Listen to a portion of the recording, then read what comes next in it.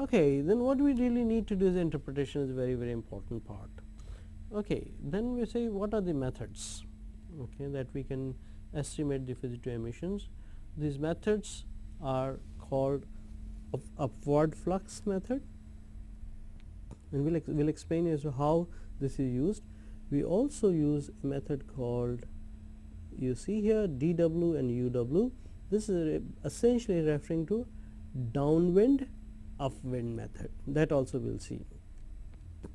There could be another method, something like quasi, stack or roof monitoring.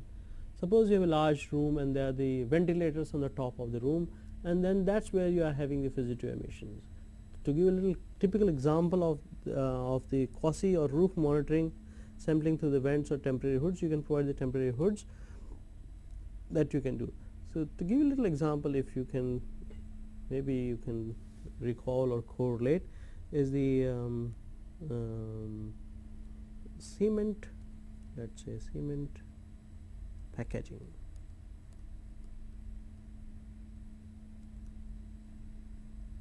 The little closed room with the top, there can be little openings, and then you can go and take your samplers on these openings, because emission will occur from those openings, and then you can do the quasi, stack or the roof monitoring. The standard method for the road emissions, because you might have observed when the industrial the roads are quite dusty, and as the trucks which is carrying the raw material, which are carrying your end product and the raw material, as they move onto the road in the industry, they cause significant emissions. So there is the method to how to estimate the emissions from the road dust. So as I said, that I'll explain you the upward flux method. The method is very simple actually. You have to take the area into the consideration. That area you see here, if I can draw this is the area, and then if you can somehow on the top of this, if you can measure the upward velocity through a small handheld anemometer. You can measure the velocity using a anemometer and or the other stuff. So you can find out what is the velocity of the air, that is vertical or vertical drift, and then simply you multiply the area versus the velocity of the updrift, and then you can find out the the emission that are occurring. Little example here. So you have to measure the particulate concentration here. So here you see here PM concentration, that may be units may microgram per meter cube. Then you need to know the area that is under consideration. Okay, that's multiplied by the area, and then finally you also multiply by the velocity or the upward velocity or the vertical drift. Velocity here is not horizontal wind speed, it is a vertical drift, if I can use that word term here, vertical drift. Okay, and then there are the unit conversions here that is required here. This you should read this as 3.6 into 10 to the power minus 6 actually. So this is really minus 6. The more like unit conversion, and then you can get the emission rate in kg per hours. So simple method. And now let's talk about the other method. So wherever you are discharging the pollutant from the top, or a confined area where the pollution is likely to rise, you can use this particular method, and that's frequently used with this method. We also use the method, the downwind upwind method, or the what I had described in my earlier slide was downwind upwind. Maybe I use this way, downwind and upwind method. So what you see here is that this emission is occurring. Okay, they are not quite vertically, but they are horizontal emission. So what you do here, with the source you and suppose the wind is blowing like this.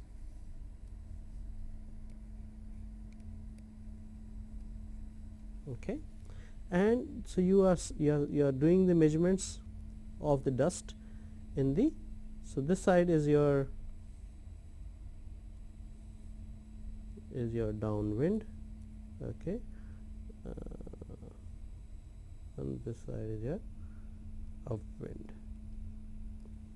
So what you will see is the emission is impacting this side, so you can measure the concentration here. Let's say call this concentration as C1. You can also measure the concentration on the upwind side. You can put a device here to measure the upwind concentration, okay, and let's call this as C2. Okay, and what you would see here, the C1 will be higher or likely to be higher or should be higher actually. So this C1 is apart from the background, this is the background and the impact caused because of the source. So here is the total impact, the background plus this thing. So if I can define this C as a concentration which is the difference between C1 and C2, that is my C1 and C2 are measured.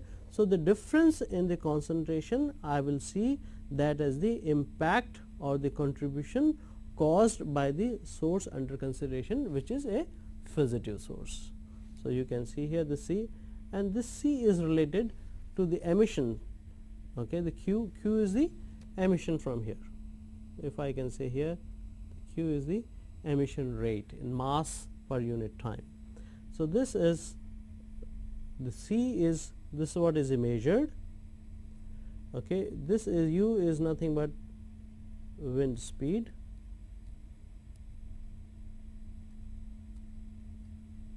and that you measure on the field. Here this is a little wind speed measurement. In situ is important that you do the in situ wind measurement.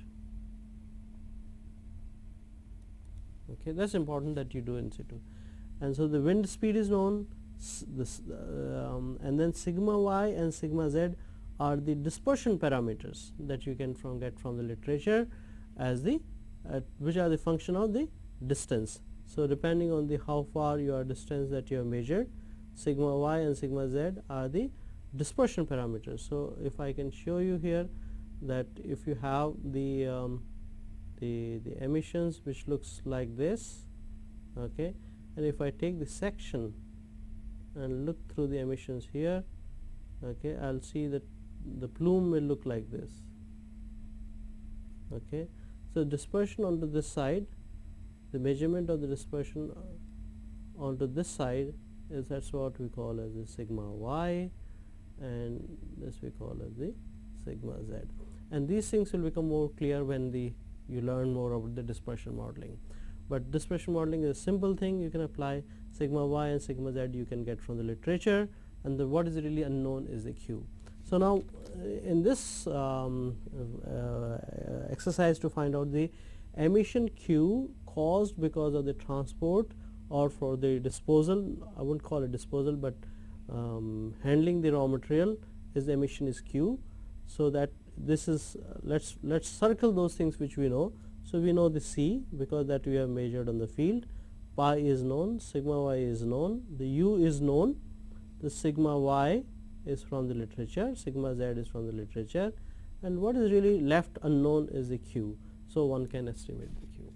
Simple technique but useful technique, so that you can find out the total emission which is caused because of the handling of the raw material or the tippling. This is called basically Wagon tippler area. So when the coal dust is being tippled and there are the emissions, one can very easily find these emissions. Okay, very quickly, what you have is the source.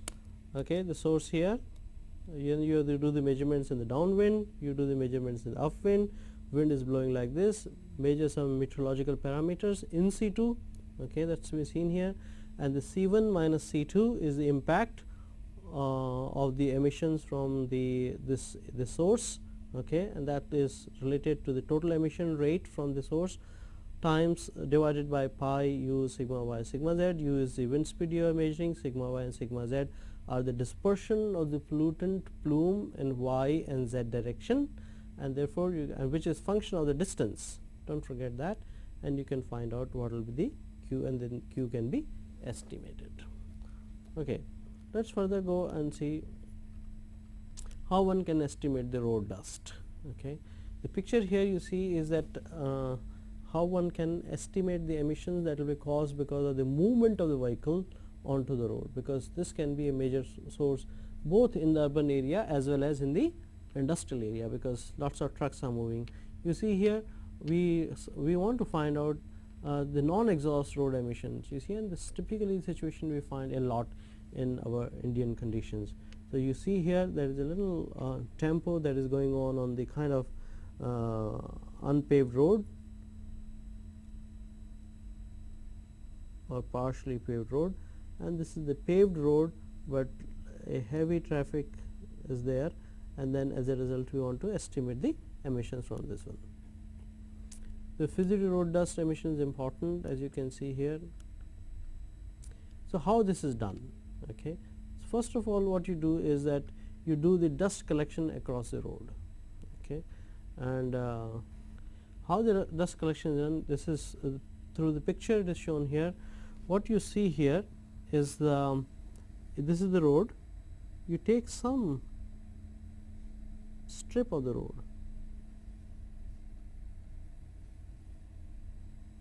okay, and find out and what is really you are interested is the cleaning this road, okay, and then you see here this is a vacuum cleaner, okay, and there is a little bag here, not so little either, and in the bag the dust will be what you have sucked through is collected here, because there is a filter here, is a bag, there is a filter here. Then what you can do is once you collect the dust on a particular area, don't forget that we are referring to a particular specific area, as you see the checkered thing here, and that's what in every picture people are doing. Is a little bit, I think this picture is from Bangkok, I'm not sure, but you see a little clean road and a little dirty road, but what you need to do is collect the pollution, the particles dust from here, and then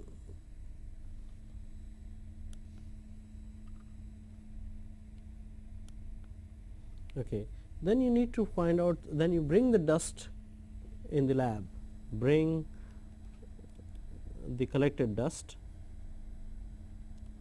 in the lab and do some measurements there. What you need to find out is the silt load. Okay, before we start explaining you some more terminology, silt load, you sieve the dust that you have collected. The best way is to, once you have brought the dust, put down a newspaper and empty your bag onto the onto your paper or onto the newspaper. Take some part of the dust, pass it, weigh the entire dust, okay, and then find out the silt content in the dust that you have collected. This is done through the sieving. Okay, you can pass through a particular sieve. I think it is a 200 mesh that you pass the sieve, and then you say how much was the content of the silt that was there. So and then units, don't forget that we had done the measurement on a certain area. So you see here the units grams per meter square. The units are grams per meter square. The silt load is known to you, okay, and W is the mean vehicle fleet weight. So you have seen how much the trucks are going, how much scooters are going, how much cars are going. So you can find out the mean fleet weight that is passing from the area that is under consideration. So this is again known, and K is a factor. Here you see the K. K is a factor that decides. Okay, you don't see here is a K. This is the value of K here. The K decides that what emission you want to find out for.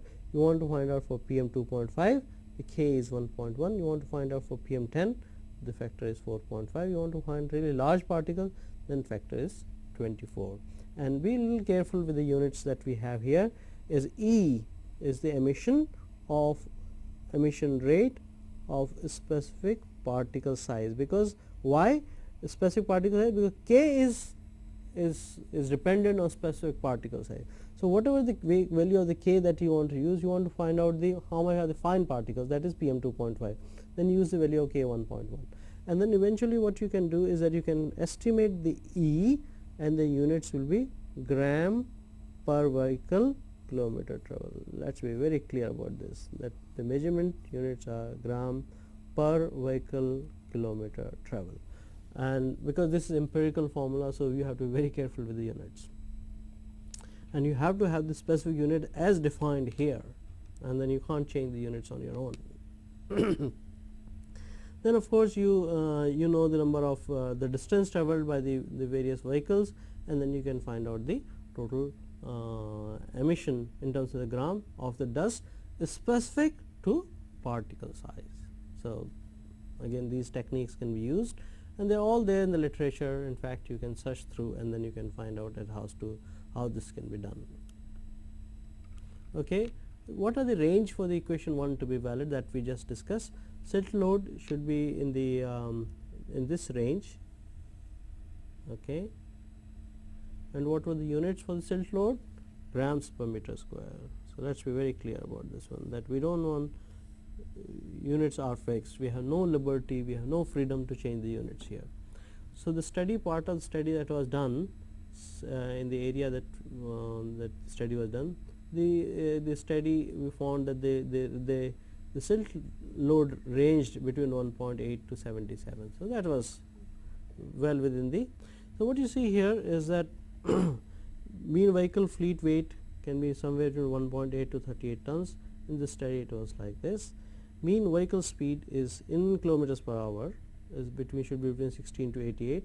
In this study was 25 to 60. So we could use this equation, and apart from, so we could really estimate the emissions, but sometimes we also need to do some research in terms of really doing the relationship between the road and the tire, that is particularly not applicable for the equation 1. Then we have to run this kind of test. What you see here is that there is a road drum, there is a tire, there is a weight that is put onto this one, and there is a pitot tube to see the velocity what is happening inside, and then you do the measurements inside this one, and you say, well, depending on the weight and the kind of vehicles that you have, that is will be determined by the weight, what will be the emissions that you can measure here. See, this study was done, you see here the road drum, and then vehicle, the tire was put onto this, and the emissions that occurred. So this is road, actually, if I can say bitumen road. Let's take this one, bitumen road, and experiments are done to see how much will be the emissions from here.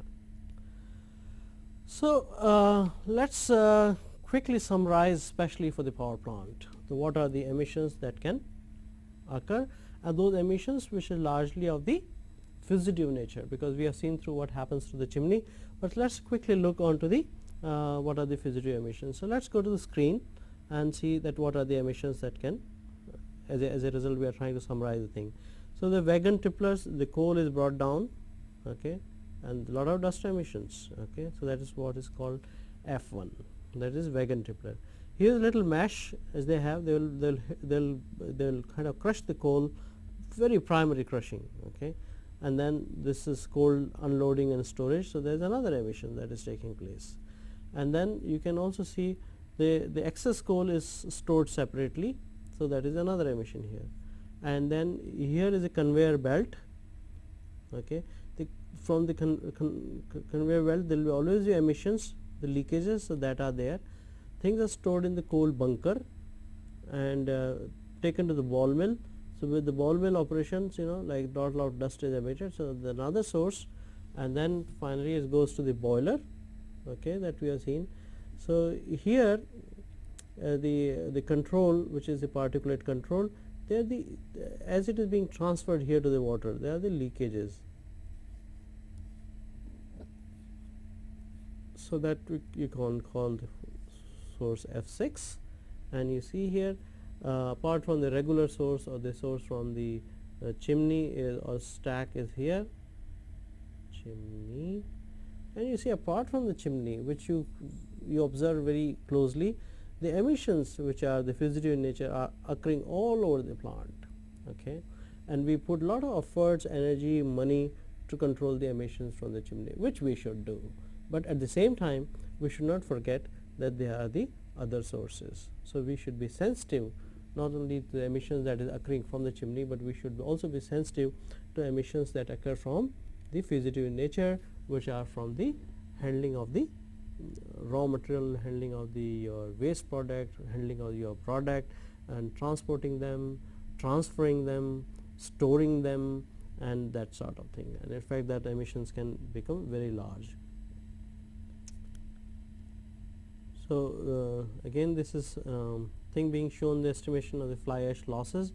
You see here from the ESP, that is electrostatic precipitator, where we are removing the particles. So this is the clean, okay, clean air, and the particles from the this goes to the fly ash pond, but as it goes to the fly ash pond, there are the emissions which occur from here, as I shown in the last slide also. Okay, so fugitive emissions can be X was the total thing which was going on, Y is the gone to the ash pond, Z is gone to the chimney, but remaining portion, so the X was the total in, X is the input,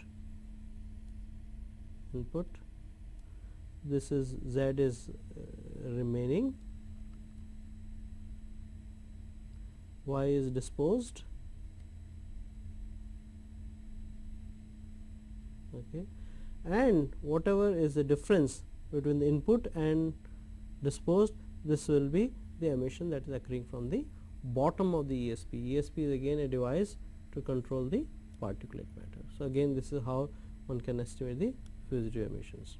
So let's also let me tell you that fugitive emission not only from the power plants you can do, you can also say what are the emissions likely to occur from the, let's say, a desert, because that is also source of pollution. So here the setup, what you see here is that it was a study done by the California Institute of Technology. What they have done is that they have put lots of samplers here. You can see the sampler here, you can see the sampler here, you can see the wind measurements. Let's say wind measurement, and here the dust sampler,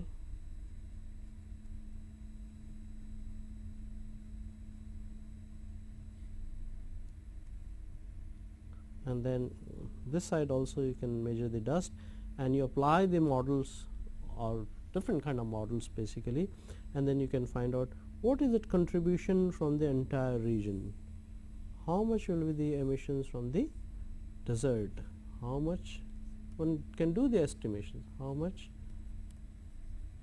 emission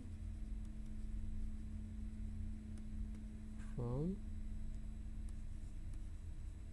desert or any process for that matter, which is more like fugitive emission rather than emission through the chimney. So what we have learned so far is that we can actually find out the emissions from the fugitive sources. One more example you see here, these are little measurements that was done. As I said, the wind speed, wind direction need to be measured, the concentrations are measured at the various sampling locations. Okay, so again this is sampler here, this is the source. Okay, it's basically repetition of what I have been saying, and then you can finally find out the Q. Okay, you remember we're trying to find out the Q, how we were trying to find out the C. C was known to us from the measurement. This was equal to pi u sigma y and sigma z. So just give you a real number which was done actually onto one of the power plants, and you can see the emission from the wagon tipler area. Let me say that to make it clear.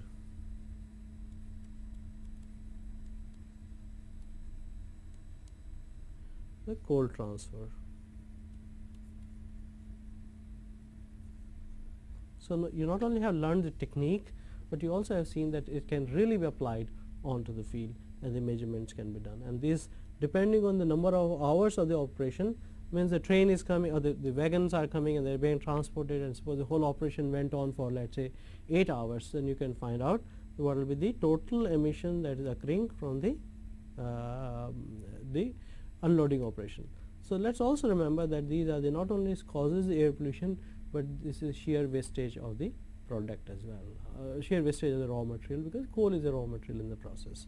So finally, you can also, like, the interpretation was very important part, and always a person who gets a little feeling as to which is important when you start showing the things them in the relative sense, like absolute numbers sometimes people don't understand. So just for example, for one study that was done, you see here the regular source from the chimney, because it was very highly controlled, okay, lots of money spent, ESPs and the back filters, and no one was there to take care of the fugitive source. And you see here the fugitive source was way high, okay, way high rather, and low.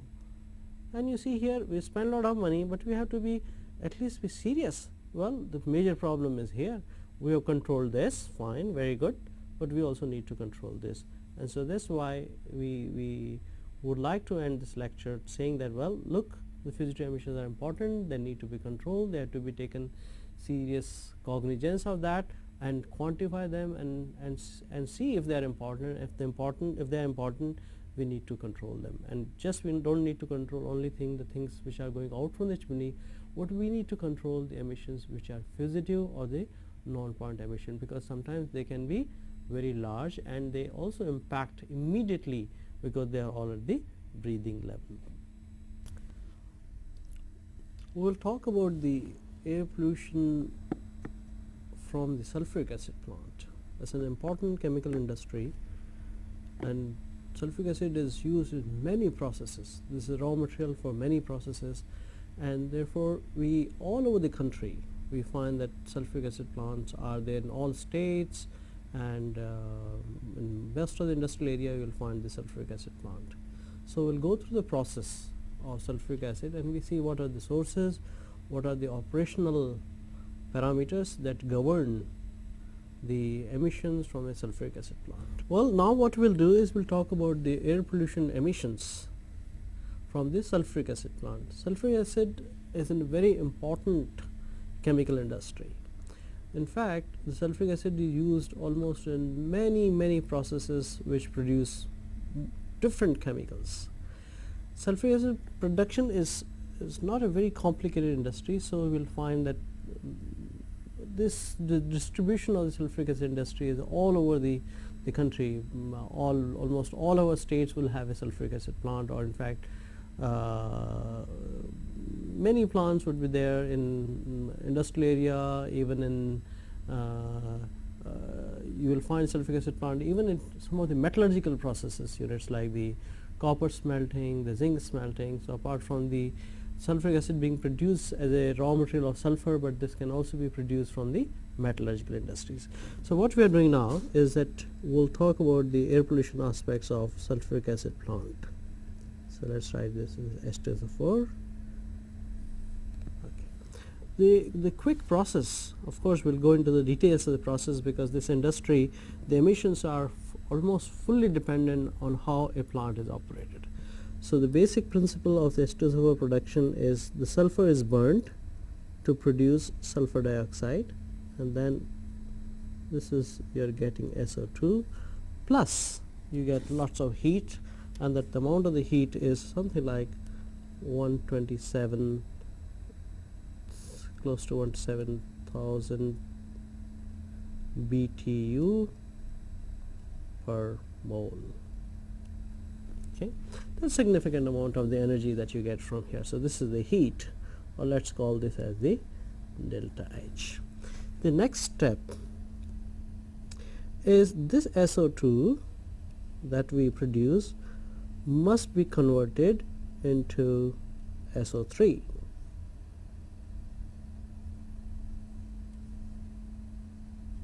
And this also produce heat, again let's call that as delta H, little less, but the amount is around 41,000 1000 BTU per mole. The interesting part or the heart of the entire sulfuric acid production is this equation, and why we call it the important equation, because this equation is reversible. So this can go to form the SO2 to SO3, and SO3 can also break down back onto the sulfur dioxide. So this step is what we call as the conversion step. Okay, so let's write this as the conversion step. Simple rule is high conversion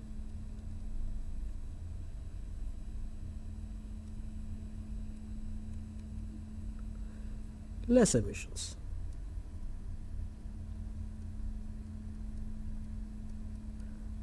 Okay, so if we are successful, in a way, if I can say it in the different words, if we are successful to make this reaction go forward, okay, that's where the success is from the air pollution point of view as well as from the production point of view. But the problem is, in order for this reaction to go forward, we need, in order for this to operate, we need to, in order to convert SO2 into SO3, we need good high temperature, or the higher the temperature, better is the situation, high temperature. And then this is we also need a catalyst to make this reaction go forward. This catalyst generally or normally this catalyst is vanadium pentoxide. Okay. The problem is, as you are seeing, that we need the temperature on this side, on the left hand side here. Okay. We also, but then we are getting lots of temperature here. So if we either we should consume the SO3 quickly, or if we are having a very high amount of heat, the reaction tend to go backwards. So the issues are, if we can say here that, well, somehow we must prevent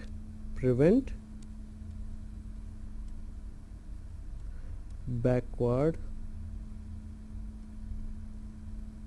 reaction. Okay, and it's not simple actually, it's a challenge. It is a challenge. Why? Because on the right hand side, heat, if heat is not removed, right hand side you have lots of heat. Which heat I am referring to? I am referring to this heat. So if this heat is not removed, there is a possibility that equation can go backwards. And if I'm not removing the SO3, then also there is a possibility that reaction can go backward. And once it goes to backward, the SO2, if the portion of the SO2 which is not converted into SO3 have no other way but to be escape out as the pollutants. Let's also write that SO2, because this is what we should, SO2 not controlled or not converted, rather converted to SO3 will escape to the atmosphere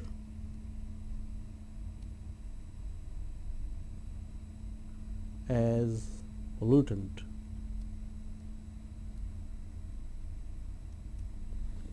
Okay, and the next step is, once you have the SO3, is simply dissolve this SO3 or make it react with the water to produce the sulfuric acid. So if I can quickly remove this thing now, or let's write it here. So now this, we have got the SO3. Okay, this SO3 is reacted with the water, and it's very very quick and instant reaction, and then we can produce H2SO4. Okay, one more thing before we move to the next slide. Don't forget that this needs to be balanced. So this is 1/2. Okay.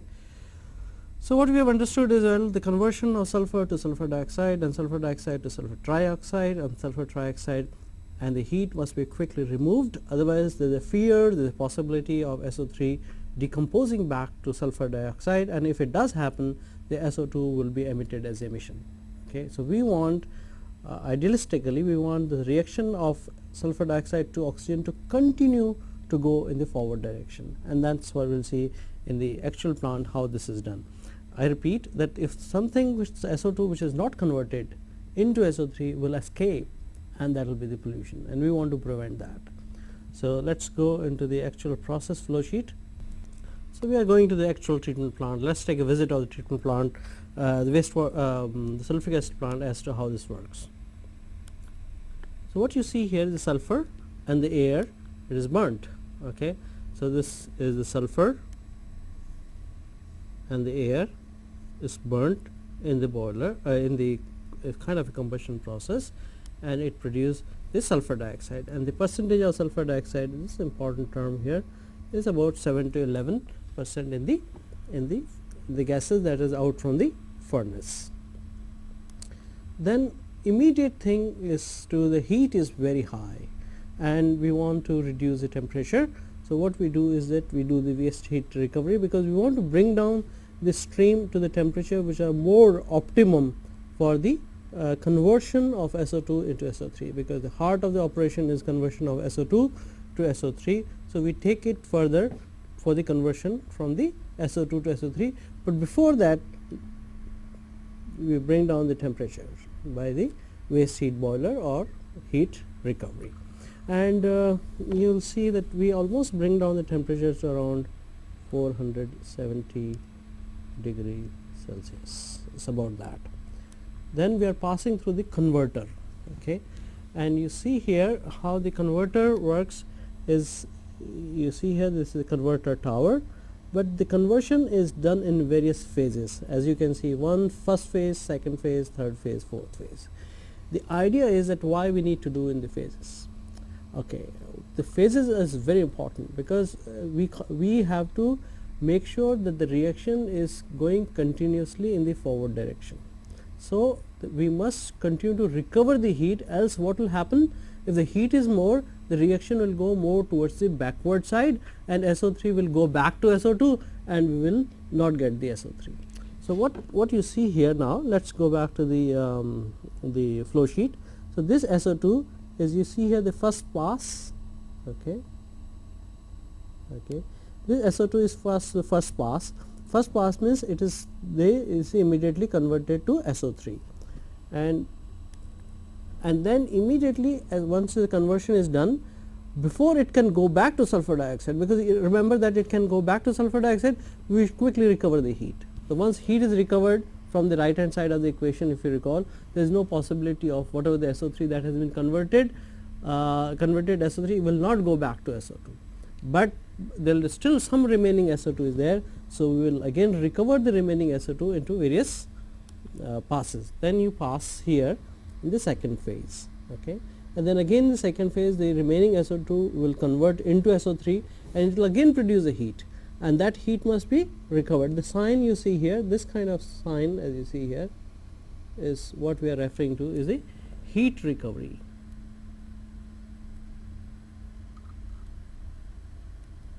Heat recovery. Okay. So, again it passes to the second stage of the conversion, and again the more heat is developed, because SO2 goes into SO3, this heat is recaptured, and then again you go to the third step, and then again heat is recaptured. So, in the process we are trying to convert SO2 into SO3 at various stages, and in every stage when the heat is generated, we capture the heat. So, finally we bring it. So, largely you see here most of the SO2 is converted to SO3 now here. Okay. And still the temperatures could be high. So, we pass it through the economizer, bring down the temperature to around 185 to 250 degrees Celsius, and then now this is time to pass this SO3 to the absorbing tower and really produce sulfuric acid. So, how it happens is that you are passing this SO3, the stream which is rich in SO3, to make the sulfuric acid. This is the reaction that you want that this to happen in here. So, how this is done? We are not directly using the water, we are using the sulfuric acid, okay, about 98 to 98% sulfuric acid. And what is so specific about 98%, 99% is that you are recycling this acid, and we are using this acid to make the acid more and more concentrated. The point here is that at this condition, okay, the condition is what, 98 to 99% H2SO4. This is near azeotrope situation. Okay, what is that azeotrope situation is? Let's define. Azeotrope situation is a situation when the partial pressure in the liquid is for the various dissolved species is the minimum. So when at this condition the partial pressure, see apart that there are many things in this one going. You see the SO3 is going, okay, the water is there, some water moisture can come, and there could be SO2. Okay, so we want the partial pressure of these things of these three species is minimum. We'll see if this is not minimum as to what possibly can happen. Okay, so this is continuously recycled, and you get and whatever is not absorbed in the tower and what is not converted into sulfuric acid, that goes out as the emissions, and that emissions are unconverted SO2, as you can see here, and some little acid mist that also can go with the atmosphere. And let me complete this picture. Okay, what else is happening here? As you are using this sulfuric acid, it is getting concentrated because it is dissolving more SO3 and reacting and forming the sulfuric acid. Once you are getting this required strength of the sulfuric acid, this is taken out, and this can be taken out, and this one stream can go as a product. Okay, you see here this is a product, and some portion of this one is taken to the absorbing to the air drying towers. You know, we are using the air in the process, the air was used, but where this air is coming from? Air is coming from after drying in the drying tower. So we use the sulfuric acid for drying so this is the stream which is going. So you recycle this sulfuric acid and keep on drying the air that you have. So here you may have some moisture here, but the thing which is you are going out is dry air, and it's very important to have the dry air in the process, and this is what is the dry air. We might even have it on this is what is the stream for the dry air.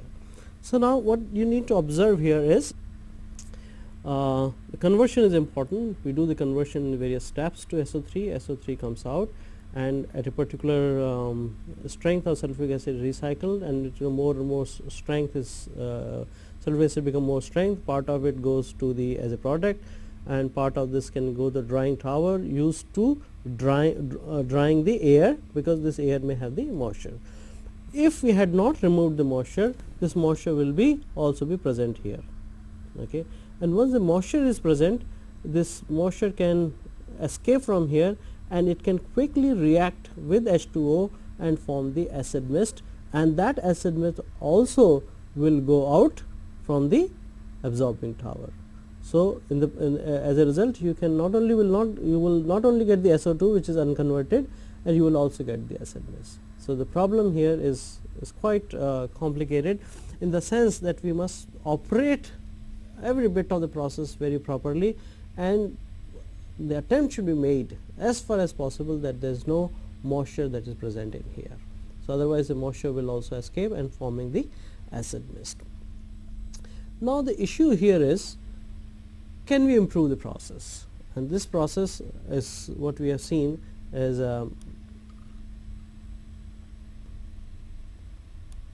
well, let's go to the back one. This process is called SCSA.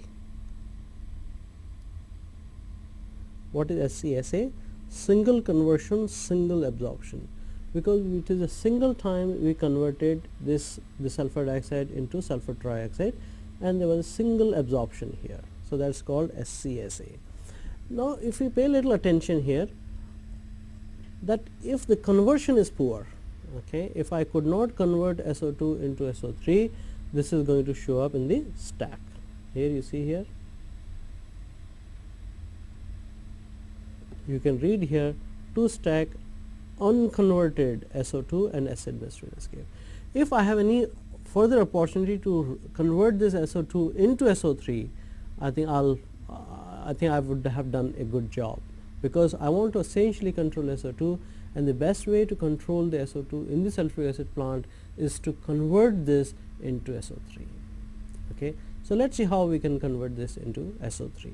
So for that thing, the new method that has been developed, well, it's not new now anymore, but it's called DCDA process. So far we knew the process that you see on your screen is that is we have understood from our first part, and that this part also we have understood. Okay, now the question is, the last time when I was doing with SCSA, the emissions from the absorbing tower were put into the atmosphere.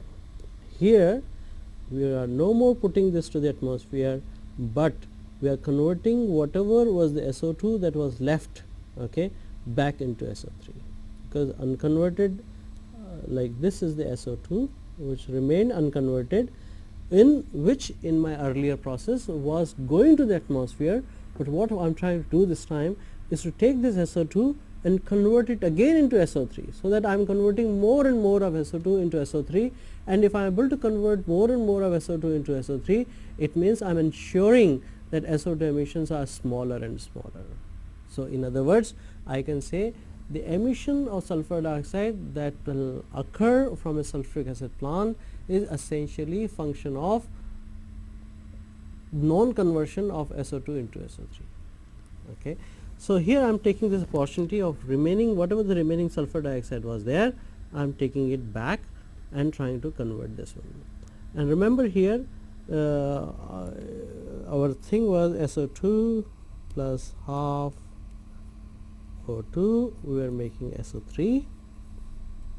Okay, and in order for this reaction to go forward, this is, if I am rich onto sulfur dioxide, my reaction will tend to go forward. Here I'll again see my SO3 is gone here, so I'm again back to rich in SO2. If I'm rich in SO2, I can again move it forward, and then I can produce more of SO3.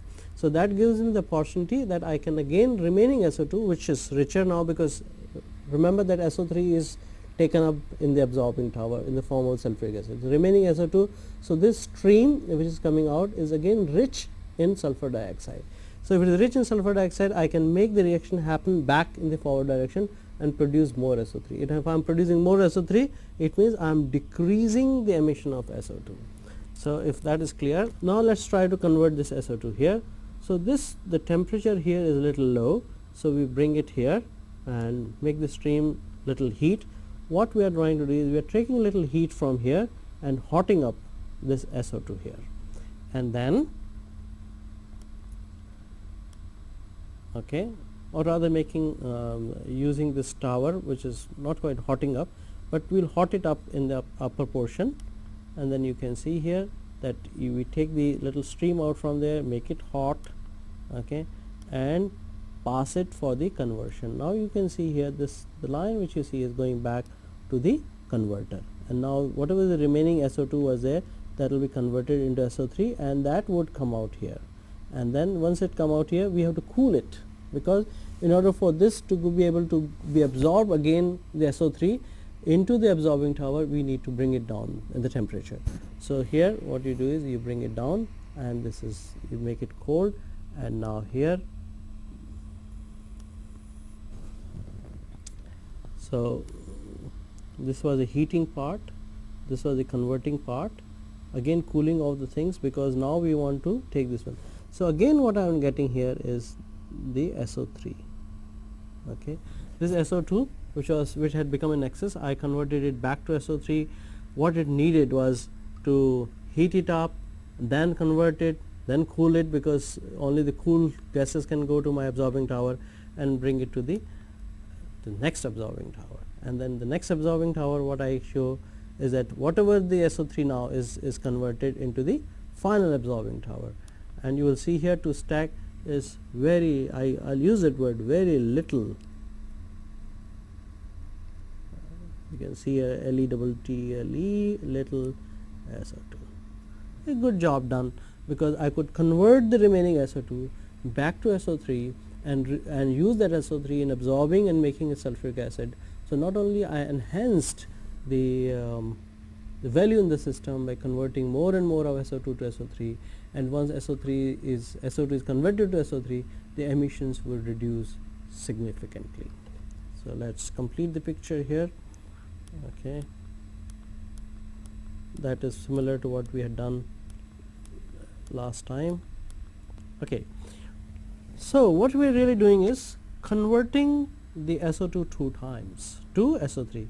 First conversion route, and then whatever remaining, converting it again and absorbing it again. Okay, and then whatever the little thing which remained is sent back. So this process is called DCDA, double conversion, double absorption.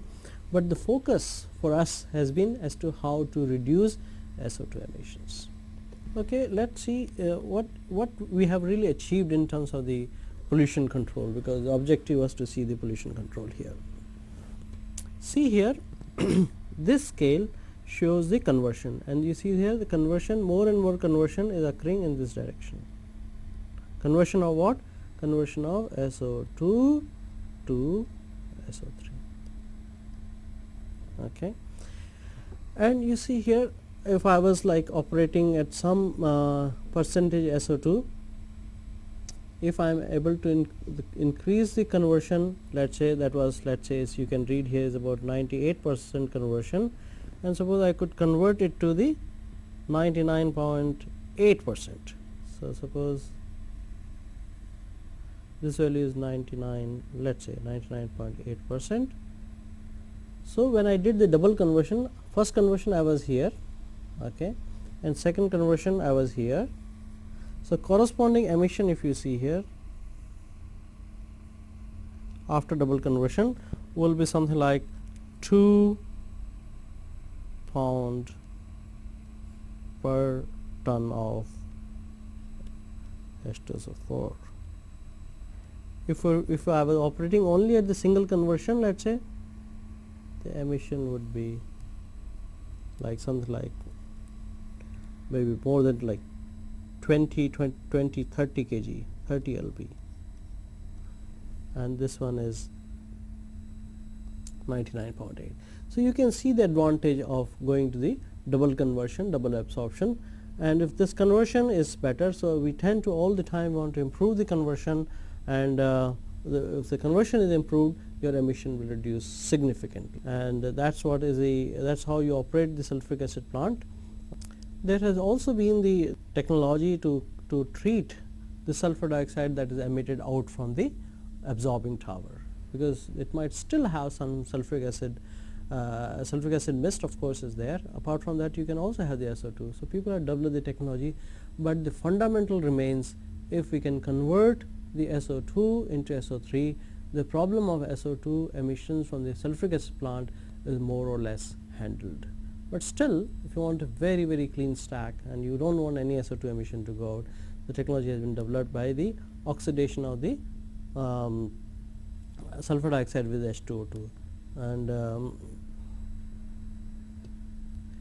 and what you can see here, this process was developed to reduce the SO2 emissions. Dilute sulfuric acid and H2O2 are circulated over the packed bed in the countercurrent direction to the stream of SO2 containing the acetic acid.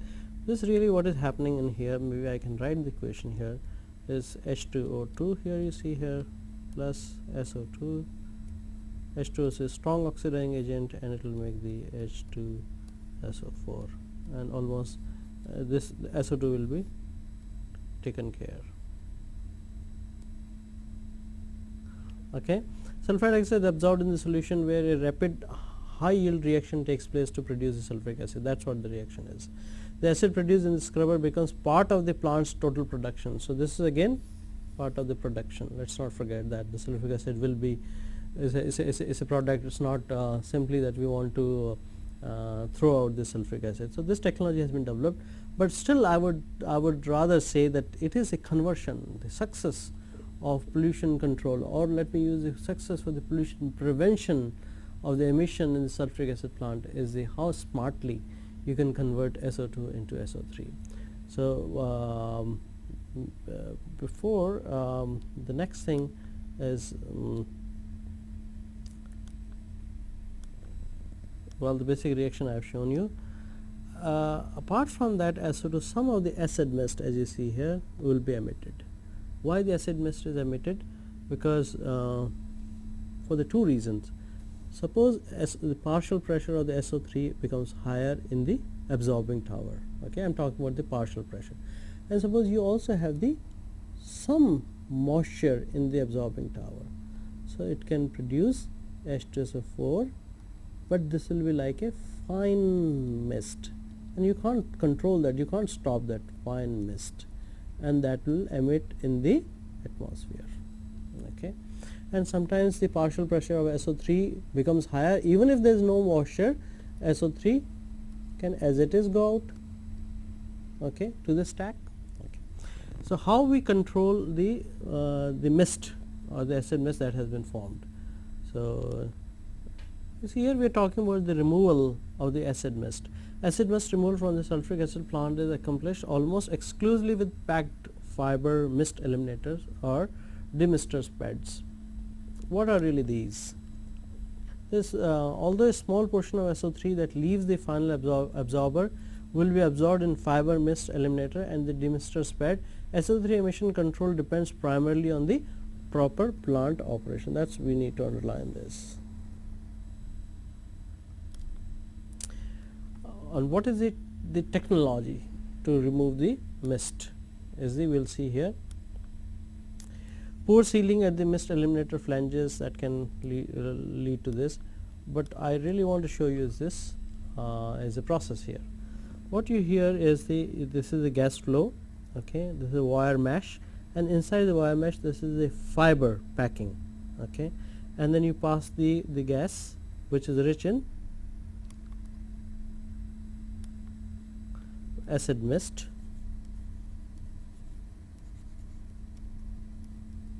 and then you have this fibrous pad here, and then the mist pass through this one. Mist is in the fine particles that will be trapped all over the place, and mist free air will go out, and then you can see, and these pads can be changed. In fact, if I can explain you, I mean it's something very simple. We see the desert coolers, you know, like we have the desert cooler in our houses.